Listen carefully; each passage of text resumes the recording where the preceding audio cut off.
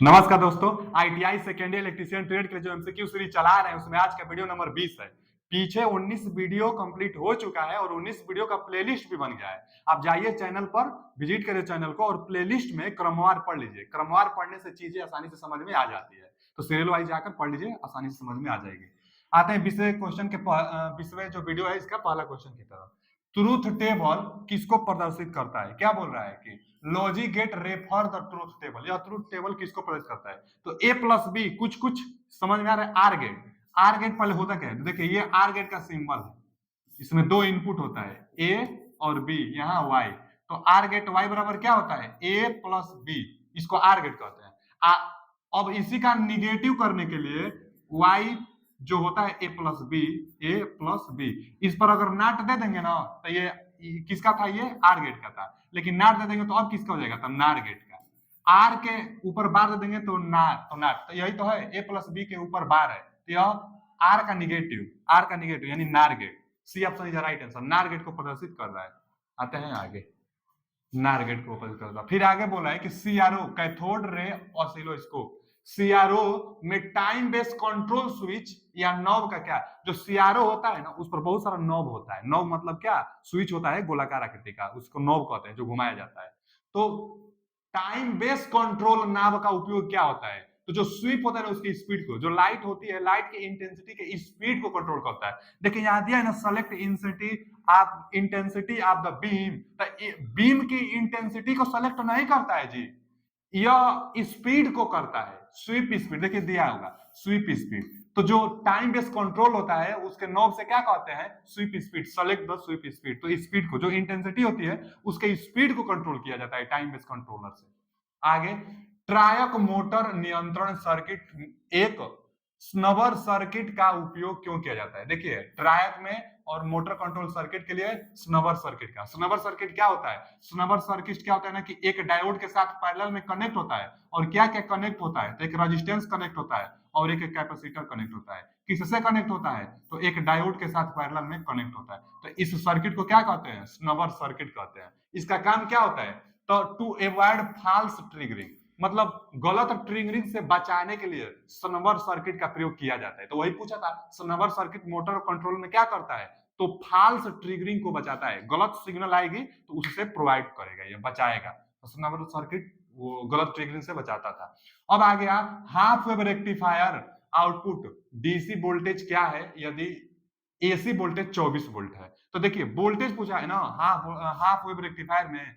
तो देखिए full wave rectifier का वोल्टेज होता है, ये फुल के लिए, फुल वेव रेक्टिफायर का जो वोल्टेज होता है 2V0 बटा में पाई, जो आउटपुट होता है ना उसके लिए। और जो हाफ वेव रेक्टिफायर का वोल्टेज होता है, हाफ वेव रेक्टिफायर का जो वोल्टेज होता है V0 बटा में पाई होता है।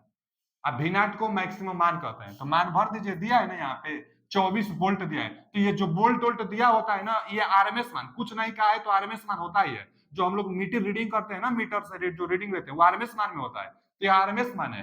तो 24 वोल्ट को मैक्सिमम मान बनाने के लिए करंट 2 से गुणा कर देंगे, क्योंकि V0 बराबर जैसे वी आरएमएस जो मान निकालना होता है तो कर्ण 2 का गुणा कर देते हैं आरएमएस मान में, तो मैक्सिमम आता है, जिसके फॉर्मूला भी होता है। मैक्सिमम मान निकालने के लिए क्या होता है? भी आरएमएस मान, चाहे आरएमएस मान के लिए निकालने के लिए फॉर्मूला क्या होता है उसको हम लिख देते हैं, जिससे चीजें आसानी से समझ में आएंगी। देखिए भी आरएमएस मान निकालने के लिए V0 बटा में कर्ण 2 करते हैं।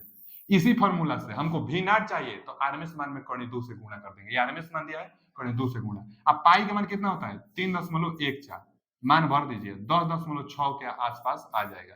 तो 10.8 दिया है, 10.6 से 10.8 के बीच में आ जाएगा, 10.8 और 10.6 के आसपास। तो यही D option is right answer. Half wave rectifier के लिए ये फॉर्मूला, फुल वेव रेक्टिफायर के लिए ये फॉर्मूला। आते हैं आगे, जर्मेनियम की तुलना में सिलिकॉन द्वारा अधिकांश चालक उपकरण क्यों बनाए जाते हैं? जो सेमीकंडक्टर डिवाइसेस होती है ना, जर्मेनियम से ज्यादा सिलिकॉन का प्रयोग किया जाता है। देखिए 2-3 रीजन है। पहला तो रीजन यही है कि सिलिकॉन मटेरियल से आप बनाएंगे जो भी सेमीकंडक्टर डिवाइसेस, उसमें लीकेज करंट बहुत कम होती है। सिलिकॉन मटेरियल में लीकेज करंट बहुत कम होता है, पहला बात। और दूसरा बात तो ये हुआ कि यह जल्दी खराब नहीं होता है। अब खराब जल्दी क्यों नहीं? सिलिकॉन का जो मटेरियल होगा ना, सिलिकॉन कंडक्टर का, ये जल्दी खराब नहीं होगा डिवाइस। क्यों नहीं खराब होगा? क्योंकि इसका जो बैरियर वोल्टेज होता है ना थोड़ा ज्यादा होता है, तो ज्यादा वोल्टेज आएगा तब ना खराब होगा। तो क्या होता है, खराब सिलिकॉन का अधिक उपकरण क्यों बनाए जाते हैं, क्योंकि हाई बैरियर वोल्टेज होता है। ये option is right answer. Barrier voltage silicon का हाई होता है इसलिए उसका बनाया जाता है। आगे, यदि ट्रांसफार्मर का सेंटर टैप पूर्ण तरंग रेक्टिफायर सर्किट में खुला हुआ हो, जो आउटपुट है उसका आउटपुट वोल्टेज क्या होगा। तो हम बताए थे जो फुल वेव रेक्टिफायर होती है वो दो प्रकार से होता है। फुल वेव रेक्टिफायर दो प्रकार से, एक सेंटर टाइप रेक्टिफायर और एक bridge type rectifier. Bridge type rectifier में 4 डायोड और सेंटर टाइप रेक्टिफायर में 2 डायोड। इस सेंटर टाइप रेक्टिफायर के लिए बात कर रहा है, तो सेंटर टाइप रेक्टिफायर में आउटपुट क्या होगा, जब खुला टेप जो हो, जो लोड हो, वह खुला सर्किट में हो तो नो वोल्टेज, या क्वेश्चन पीछे आ चुका था, तो नो वोल्टेज, जीरो वोल्टेज देगा। क्यों, क्योंकि खुला हुआ है ना जी, रेक्टिफायर सर्किट खुला हुआ है, तो वोल्टेज कितना देगा, जीरो वोल्टेज देगा, तो जीरो वोल्टेज होगा। आगे जो अगला क्वेश्चन है, देखिए अगला क्वेश्चन क्या है। अगला क्वेश्चन है कि कौन सा दोलक उच्च सटीक स्थिर आवृत्ति प्रदान करता है। Which oscillator provide, ऑसिलेटर क्या होता है, जो जिसको अलग से आप सप्लाई नहीं देते ऑसिलेटर को, वह जो ट्रांजिस्टर होता है उसी के सिग्नल से कंपन से ऑसिलेट करके और एसी सिग्नल दे देता है। यह भी कहा जा सकता है कि डीसी को एसी में कन्वर्ट करने वाला ऑसिलेटर होता है, ऑसिलेटर को अलग से सप्लाई नहीं दी जाती है। तो वही पूछा है कि oscillator provide high accurate stable frequency, तो हार्टले ऑसिलेटर, जो हार्टले ऑसिलेटर होता है, यह मतलब स्टेबल जो होता है ना, इसका जो सटीकता होती है बहुत शुद्ध जो मेजर करता है, तो अच्छा कौन मेजर करता है इनमें से, तो हार्टले ऑसिलेटर, यानी A option is right answer. इसका सर्किट डायग्राम थोड़ा सा जटिल होता है, यह डिप्लोमा के कोर्स में और बीटेक के कोर्स में आता है, लेकिन आईटीआई में दे दिया है तो कोई बात नहीं। क्या इसका होगा, Hartley oscillator, A option is right answer, जो उच्च और सटीक आवृत्ति मेजर कर सकता है। आगे आगे आगे अगला क्वेश्चन क्या है देख लेते हैं। जो अगला क्वेश्चन है कि what is the characteristics property of base material in transistor. एक ट्रांजिस्टर में आधार सामग्री का विशेष गुण क्या होता है। देख लीजिए, जो ट्रांजिस्टर होता है ना जी, ट्रांजिस्टर में 3 चीज होता है। क्या क्या होता है, तो एक बीच में होता है जिसको हम लोग बेस कहते हैं, और लास्ट में एक कलेक्टर होता है और शुरू में एक इमीटर होता है, यही ट्रांजिस्टर होता है। 3 तो टर्मिनल भी होता है, एक कलेक्टर का टर्मिनल, एक बेस का टर्मिनल और एक इमीटर का टर्मिनल। अब इन तीनों के बारे में छोटा छोटा टर्म होता है। जो इमीटर होता है ना, इसमें डोपिंग बहुत ज्यादा की जाती है, और जो बेस होता है इसकी डोपिंग बहुत कम की जाती है, और जो कलेक्टर होता है इसका डोपिंग मॉडरेट किया जाता है। सबसे ज्यादा इसका, सबसे कम इसका डोपिंग की जाती है। और एक बात है कि एरिया सबसे ज्यादा कलेक्टर का होता है, क्योंकि हीट इसको मतलब यहां से इलेक्ट्रॉन निकलकर और यहां पहुंचती है, तो ज्यादा इलेक्ट्रॉन को कलेक्ट करना होता है, इसीलिए इसका नाम कलेक्टर होता है, और हीट उत्पन्न हो जाती है, इसीलिए इसकी एरिया सबसे, तीनों से ज्यादा एरिया कलेक्टर की रखी जाती है कि हीट को कंट्रोल कर सके। तो कलेक्टर की एरिया सबसे ज्यादा, और सबसे कम एरिया बेस का, और मॉडरेट में एरिया इमीटर का।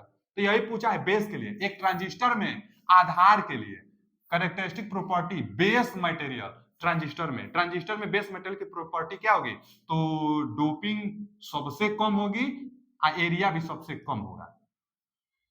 तो हाईली डोपिंग नहीं, ज्यादा डोपिंग नहीं होता है, लाइटली डोपिंग, हाँ ये सही है, और वेरी थिन, तो यही सही है, ए ऑप्शन। बहुत पतला होता है और बहुत कम डोपिंग होती है, और सबसे ज्यादा चौड़ा कलेक्टर होता है, सबसे ज्यादा डोपिंग इमीटर का होता है। आते हैं आगे, अगला क्वेश्चन क्या है कि एम्पलीफायर का प्रकार क्या है। यह एम्पलीफायर क्या है, तो देखिए आप ध्यान से देख रहे होंगे, अगर दिखाई नहीं दे रहा तो हम यहाँ बना दे रहे हैं। यह है ट्रांजिस्टर, ट्रांजिस्टर में कैसे बनाया है देख लीजिए, यहाँ से ऐसे किया है, ऐसे किया है और ऐसे ले गया है, और यहाँ से ऐसे, इस पर एरो दिया है, यहाँ पर एरो। तो एक बात जान लीजिए कि ट्रांजिस्टर में जिस पर एरो देगा वही इमीटर होता है। तो यहाँ एरो दिया है यहाँ पे, तो यह क्या है, यह इमीटर है, इमीटर। इमीटर टर्मिनल को इधर इनपुट से सप्लाई दिया जा रहा है इमीटर को, इधर आउटपुट, देखिए इधर भी बैठे, इधर से भी, माने आउटपुट और इनपुट, इनपुट और आउटपुट दोनों तरफ से इमीटर को कॉमन कर दिया गया है, तो कॉमन इमीटर होगा, कॉमन इमीटर। देखिए ये option, D option is right answer, common emitter को आप कॉमन कर देंगे तो कॉमन इमीटर। यही पूछा था कौन सा एम्पलीफायर है, तो कॉमन इमीटर एम्पलीफायर है, D option is right answer. आते हैं आगे, कौन सा प्रतिरोध एक सामान्य एमीटर एम्पलीफायर में वोल्टेज लाभ निर्धारित करता है। तो देखिए ना, एक सामान्य एम्पलीफायर है और कौन सा वोल्टेज लाभ, जो आउटपुट वोल्टेज होगी ना, कौन सा प्रतिरोध, एक सामान्य एमीटर एम्पलीफायर का लाभ है। तो जो आउटपुट वोल्टेज होगी उसके लिए लाभ ये आरएल जो लोड होता है उसी लिए लगाया जाता है, आउटपुट वोल्टेज के लाभ के लिए। तो इसलिए C option is right answer, RL C option में दिया है। ये जो यहाँ का जो रेजिस्टेंस होगा यह आउटपुट की कंट्रोल करने के लिए लगाई जाती है, तो आरएल राइट आंसर होगा, वही लाभ बनाएगा। आगे अगला क्या है देख लीजिए, जो 46 नंबर क्वेश्चन है, क्या कह रहे हैं कि which multi vibrator produce repetitive pulse wave. अच्छा क्या कहा है, रिपीटिव पल्स। तो रिपीटिव पल्स मतलब एक ही पल्स को रिपीट करे, तो यह संतुलन में नहीं है, अस्टेबल होगा। एक पहला ही ऑप्शन है अस्टेबल। और स्टेबल मल्टी वाइब्रेटर जो होगा रिपीटिव पल्स वेव आउटपुट देगा। कौन सा मल्टी वाइब्रेटर आउटपुट से दोहरा पल्स वेव पैदा करता है, तो जो अस्टेबल होगा वही ना दोहरा पल्स उत्पन्न करेगा। तो पहला ऑप्शन अस्टेबल मल्टी वाइब्रेटर। आते हैं अगले क्वेश्चन की तरफ। अगला क्वेश्चन क्या है, जो अगला क्वेश्चन है कि दोलक में एक फीडबैक नेटवर्क का उपयोग क्या है। जो ऑसिलेटर होता है ना, दोलक मतलब ऑसिलेटर, जो ऑसिलेटर होता है उसमें फीडबैक का क्या काम होता है, फीडबैक नेटवर्क क्या करता है। तो जो फीडबैक नेटवर्क है फेज शिफ्टिंग करता है, वो भी 180 डिग्री। तो देख लेंगे, ये तो होगा नहीं जो कैंसल नॉइज डिस्टॉर्शन कह रहा है, नहीं। हाँ फेज शिफ्टिंग करता है लेकिन 60 डिग्री नहीं, फेज शिफ्टिंग करता है 180 degree. C option is right answer. जो फीडबैक होता है ना ऑसिलेटर में, वो अब फेज को शिफ्ट करता है, वो भी 180 डिग्री। तो C option is right answer. आते हैं अगले क्वेश्चन की तरफ। जो अगला क्वेश्चन है, what is the application of field effect transistor.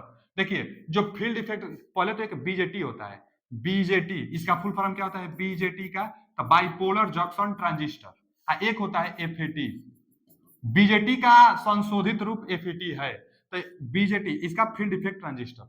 अब बीजेटी जो होता था यह करंट कंट्रोल्ड और करंट सोर्स, माने आपको करंट देगा भी और करंट से कंट्रोल भी होता था। लेकिन इसी का संशोधन रूप आया एफईटी। और यह क्या करता है कि फील्ड इफेक्ट मतलब वोल्टेज से यह कंट्रोल होता है, वोल्टेज कंट्रोल्ड और करंट सोर्स।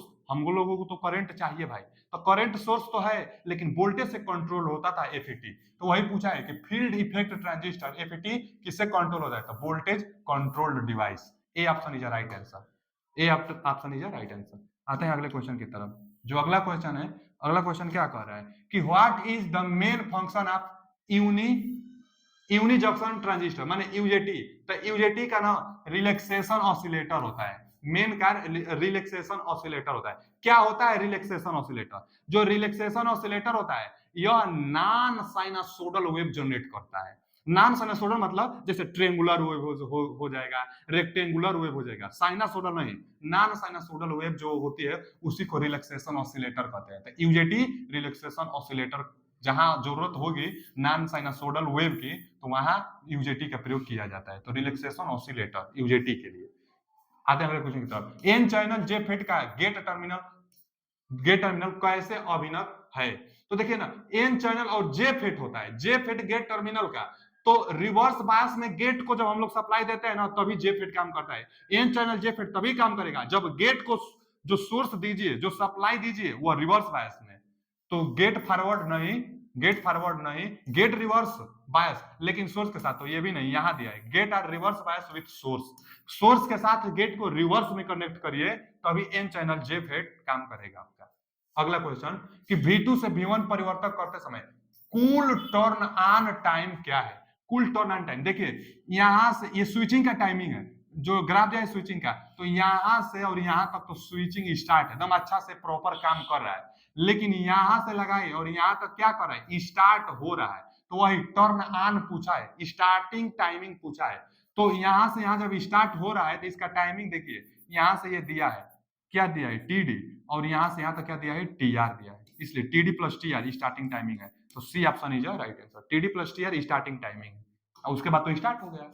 फिर आगे बिंदु संपर्क क्या दिया है, using the method of point contact grow diffusion and alloy junction. मतलब वह कौन सा डिवाइस है जो डिफ्यूजन के सिद्धांत पर कार्य करती है, ग्रोन होती है, पॉइंट कांटेक्ट होता है और एलॉय जंक्शन जो मिश्र धातु के जंक्शन से बनाई जाती है, तो वह तो ट्रांजिस्टर होता है। ये तो आरएलसी जो होता है ना, इंडक्टर, रजिस्टर, कैपेसिटर, ये सब कहाँ होता है? ट्रांजिस्टर जो होता है सेमीकंडक्टर डिवाइस है, मिश्र धातु से बनाई जाती है, इसमें जंक्शन होता है, डिफ्यूजन के सिद्धांत पर कार्य करता है। तो आज के लिए इतना ही, मिलते हैं अगले वीडियो में। जो भी डाउट हो कमेंट बॉक्स में पूछिए, हम उसका रिप्लाई करेंगे। थैंक यू, धन्यवाद।